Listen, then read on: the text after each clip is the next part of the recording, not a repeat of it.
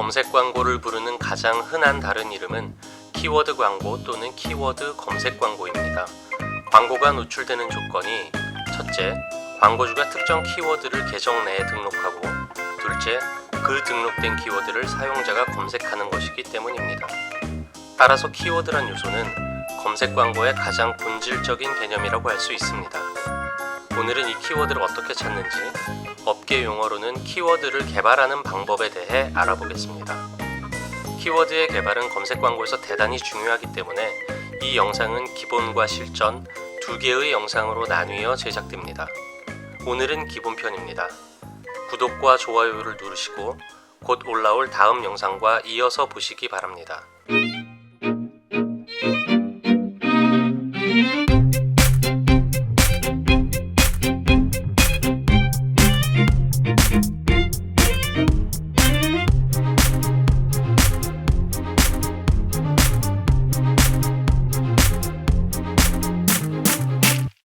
종종 수천, 국내의 단일 서비스 사업자에게는 드물지만 수만까지도 이르는 키워드를 하나하나 수작업으로 개발할 수는 없습니다.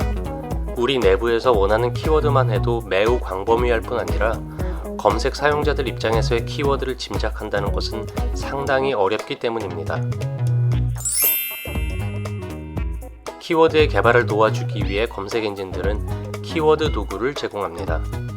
키워드 도구는 대부분 각 검색 엔진의 검색 광고 관리 계정에서 확인할 수 있는데요.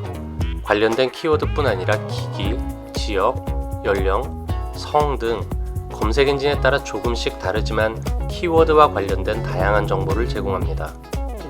네이버의 경우 검색 광고 시스템에서 키워드 도구를 제공합니다. 보시는 바와 같이 기준이 되는 키워드, 일명 시드 키워드를 입력할 수 있도록 되어 있습니다. 여기에 특정 키워드를 입력하면 해당 키워드와 관련된 다양한 키워드가 나옵니다. 네이버 키워드 도구의 자세한 사용법은 영상 후반에 다룰 주제이기 때문에 지금은 이 정도로만 넘어가겠습니다. 다음의 방법은 여러분의 광고 소재입니다. TV 광고, 잡지 광고, 전단지, 배너 광고 등에서 여러분은 많은 단어를 사용하는데요. 광고를 한다는 것은 타겟을 교육시킨다는 의미도 같습니다. 전혀 인지하지 못했던 단어, 여러분의 제품과 연결시키지 못했던 단어를 알게 만든다는 것입니다.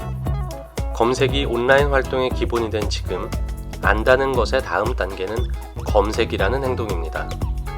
다른 광고 채널에서 열심히 교육한 그 단어 또는 문구를 사용자들이 검색했을 때 여러분의 광고가 나오지 않는다면, 더 나아가 경쟁사의 광고가 나온다면 어떨까요? 예전에 10년도 더 전에 강남의 어느 성형외과에서 개가 성형한 거기라는 카피로 오랜 기간 광고를 집행했습니다. 개인적으로는 가장 강력한 광고 메시지 중 하나가 아니었을까 싶은데요. 강남을 많이 다녀본 사람이라면 그 병원의 이름은 몰라도 카피는 누구나 알 정도였습니다. 그런데 당시에는 개가 성형한 거기라고 검색 엔진에 검색했을 때 아무런 정보를 발견할 수 없었습니다. 이것은 과연 디지털 사용자의 행동 흐름 관점에서 바람직한 것일까요? 여러분이 오랜 시간 공을 들여 여러분의 제품에 대해 유러피언 프리미엄 땡땡땡이라는 이미지를 사용자 머릿속에 심어두었습니다. 물론 중요한 것은 여러분의 회사나 제품의 이름이지만 모든 타겟이 낯선 회사나 제품의 이름을 한 번에 기억하는 것은 아닙니다. 그러한 사람들은 아마도 수식이 되는 단어 또는 문구를 검색할 것입니다. 유러피언 프리미엄 땡땡땡이라는 것을 검색한 사람들에게 여러분의 광고가 보여지지 않아도 문제가 없을까요? 광고뿐 아니라 사이트나 공식 블로그 등 내부 채널과 콘텐츠에서 사용되는 단어도 검토해야 합니다. 내부 채널에서 가정용 운동기구라고 도배를 해놓고, 즉 타겟을 교육해놓고 정작 검색 광고 키워드는 홈 트레이닝 기구만 운영하면 안 됩니다. 말도 안 된다고요? 실제로 흔한 사례입니다. 여러분만 광고를 통해 타겟들을 교육하는 것이 아닙니다. 경쟁사도 같은 일을 하고 있죠. 여러분이 시장 후발주자라면 경쟁사의 광고, 채널, 콘텐츠를 모니터링해야 합니다. 우리와 같은 업종, 같은 제품군에서 같은 타겟의 니즈를 다루고 있는 선발주자들이 이미 특정 단어를 타겟들의 머릿속에 넣어뒀기 때문입니다. 우리는 비록 가정용 운동기구라고 포지셔닝했지만 경쟁사들이 모두 홈 트레이닝 기구를 사용하고 있다면 그 키워드 역시 우리 키워드로 활용해야 합니다. 우리 내부를 봤습니다. 그리고 경쟁사도 봤습니다. 시장을 구성하는 대상이 이 둘뿐일까요? 사용자가 있습니다. 사용자들은 뭐라고 할까요? 우리처럼 가정용 운동기구라고 할까요? 경쟁사처럼 홈 트레이닝 기구라고 할까요? 아니면 개인용 운동기구라고 할까요? 사용자의 언어 역시 매우 중요합니다. 사용자의 언어를 파악하기 위해서 일단 검색 엔진의 자동 완성 검색어와 연관 검색어를 살펴봅니다. 그리고 블로그와 리뷰를 참고합니다. 네이버 트렌드, 구글 트렌드도 유용합니다.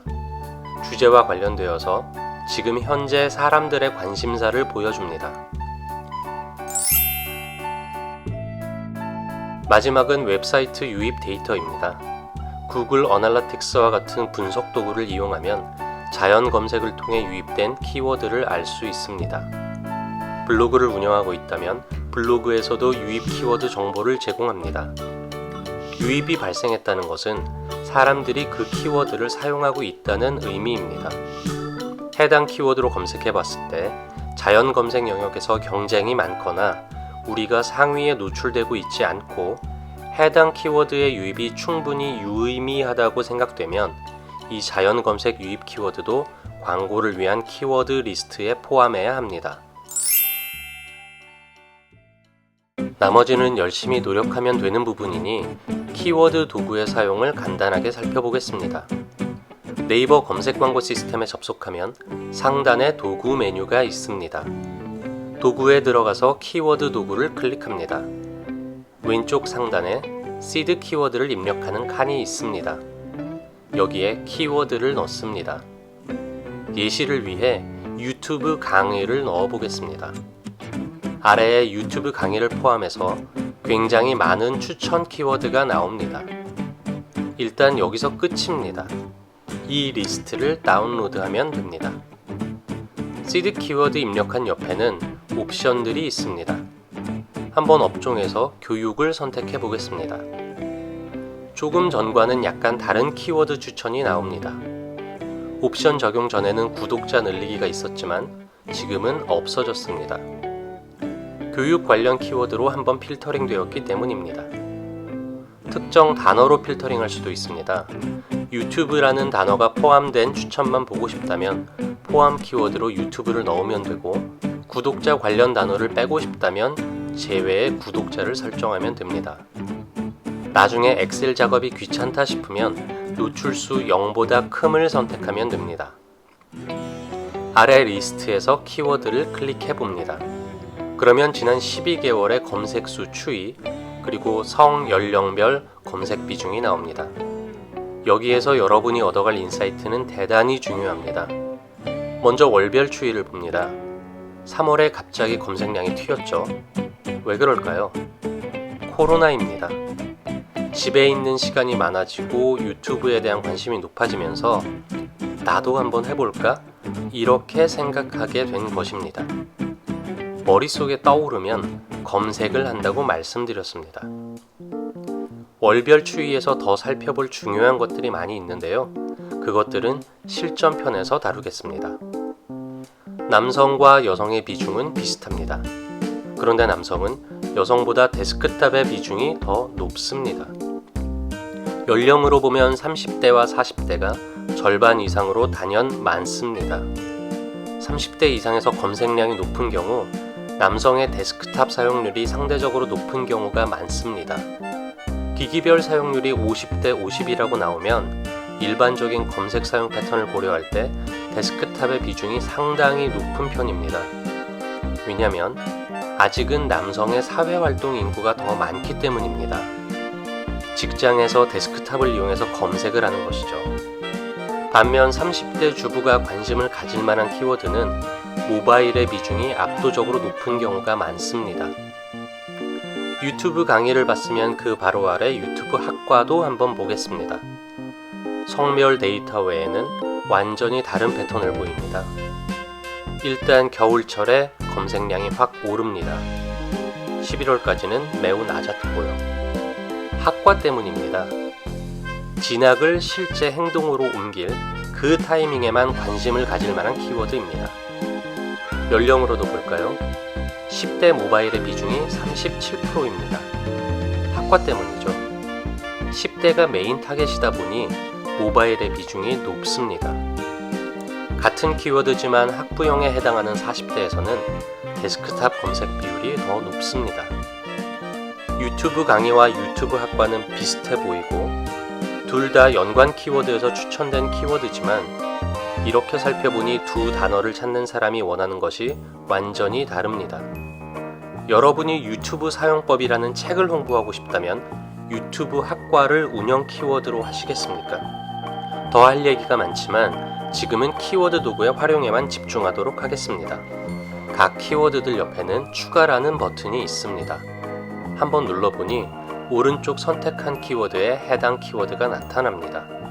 바로 추가는 이미 계정 내에 등록된 캠페인과 그룹에 해당 키워드를 바로 등록하는 것입니다. 월간 예상 실적 보기를 눌러봅니다.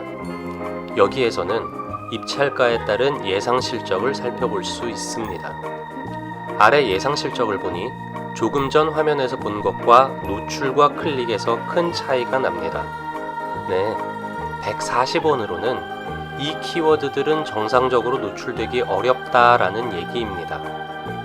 경매 방식으로 순위를 세는 검색 광고 시스템에서 노출 순위가 너무 낮기 때문에 광고가 사람들에게 보여지기 어려운 것입니다. 구글의 경우 예상 입찰가를 넣으면 예상 순위까지도 보여지지만 안타깝게도 네이버는 순위를 제공하지 않습니다.